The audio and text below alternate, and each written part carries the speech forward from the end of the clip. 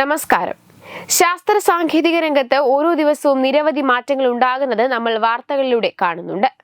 കൃത്രിമ സൂര്യൻ ഉപയോഗിച്ച് ഉയർന്ന താപനില സൃഷ്ടിച്ച് ചൈനീസ് ശാസ്ത്രജ്ഞർ ലോക റെക്കോർഡ് സൃഷ്ടിച്ചൊരു വാർത്ത പുറത്തു വരുന്നുണ്ട്.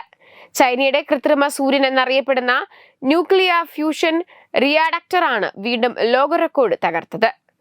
ചൈനയുടെ ആണവ സംയോജനത്തിന്റെ ചരിത്രത്തിലെ ഏറ്റവും വലിയ സംഭവങ്ങളിലൊന്നായി കൃത്രിമ സൂര്യന്റെ പരീക്ഷണം വിശേഷിപ്പിക്കുന്നു. സൂര്യന്റെ ഊർജ ഉൽപാദനത്തെ പുനഃസൃഷ്ടിക്കാൻ ലക്ഷ്യമിടുന്ന ന്യൂക്ലിയർ ഫ്യൂഷൻ ശാസ്ത്രജ്ഞരുടെ ദീർഘകാല ലക്ഷ്യമാണ്.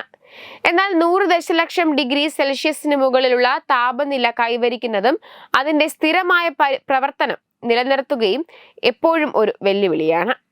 ഇത്തരത്തിലുള്ള വാർത്തകൾ വരുമ്പോഴും ഇപ്പോഴിതാ ഭൂമിയെ കാത്തിരിക്കുന്നത് അതിശക്തമായ സൗര കൊടുങ്കാറ്റുകളാണെന്ന് വ്യക്തമാക്കിയിരിക്കുന്നു നാസ. ആസ്ട്രോഫിസിക്കൽ ജേർണൽ ലോണിഡസിൽ പങ്കുവച്ച പഠനത്തിലാണ് നിർണായക വിവരങ്ങൾ നാസ പങ്കുവച്ചത്. സൂര്യനിലെ പ്രവർത്തനങ്ങൾ അതിന്റെ അന്തിമഘട്ടത്തിൽ എത്തി നിൽക്കുകയാണെന്നും നാസ വ്യക്തമാക്കുന്നു. കഴിഞ്ഞ വർഷം ഡിസംബർ 6-നാണ് നാസ പഠനം പ്രസിദ്ധീകരിച്ചത്. ഏതാനും ദിവസങ്ങൾക്ക് മുൻപ് നടന്ന അമേരിക്കൻ ആസ്ട്രോണമിക്കൽ ഡെമോൺസ്ട്രേറ്റീവ് യോഗത്തിനിടെ ഈ പഠനം നാസ അവതരിപ്പിച്ചിരുന്നു. ഇതിന് പിന്നാലെയാണ് ഈ പഠനത്തിന് മാധ്യമ ശ്രദ്ധ ലഭിച്ചത്. നാസയുടെ സോളാർ ഡൊമസ്റ്റിക് ഒബ്സർവേറ്ററി സാറ്റലൈറ്റിൽ നിന്നുള്ള ചിത്രങ്ങൾ അപഗ്രഥനം ചെയ്തുകൊണ്ടാണ് നാസ നിർണായക നിരീക്ഷണത്തിൽ എത്തിയിരിക്കുന്നത്. സൂര്യനിൽ നല്ല തിളക്കമേറിയ കൊറോണൽ ലൂപ്പുകൾ നാസയിലെ ഗവേഷകർ കണ്ടെത്തി. ഇവയിൽ നിന്നും ചെറിയ ജ്വാലകൾ പ്രവഹിക്കാറുണ്ടെന്നും ഗവേഷകർ വ്യക്തമാക്കുന്നു.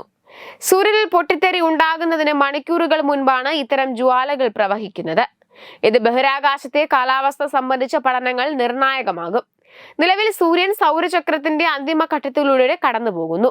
ഇതിന്റെ ഭാഗമായി നിരവധി പൊട്ടിത്തെറികൾ സൂര്യനിൽ ഉണ്ടാകും. ഇത് ശക്തിയേറിയ സൗരക്കാറ്റുകൾക്ക് കാരണമാകും. ഇതാണ് ഭൂമിക്ക് അപകടകരമായി ഭാവിക്കുക. അടുത്തിടെ വീശിയ ശക്തിയേറിയ സൗരക്കാറ്റിൽ ചില ഉപഗ്രഹങ്ങൾക്ക് കേടുപാടുകൾ സംഭവിച്ചിരുന്നു. അതുകൊണ്ട് തന്നെ സൂര്യനിൽ പ്രവർത്തനങ്ങൾ തുടർന്നാൽ അത് ഭൂമിക്ക് വലിയ പ്രത്യാഘാതം ഉണ്ടാക്കും. വെബ് ഡെസ്ക് തത്തുമൈ TV.